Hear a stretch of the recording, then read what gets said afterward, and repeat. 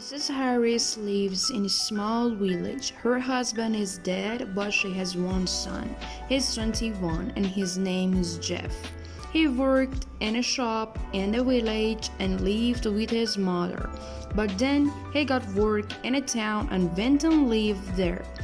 Its name was Greansea. It was quite a long way from his mother's village, and she was not happy about this. But Geoff said, "There isn't any good work for me in the country, mother, and I can't get a lot of money in Greansea and send you some every week."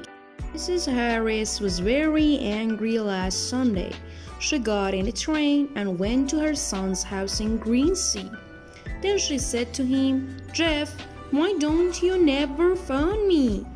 Geoff laughed. "But mother," he said, "you haven't got a phone."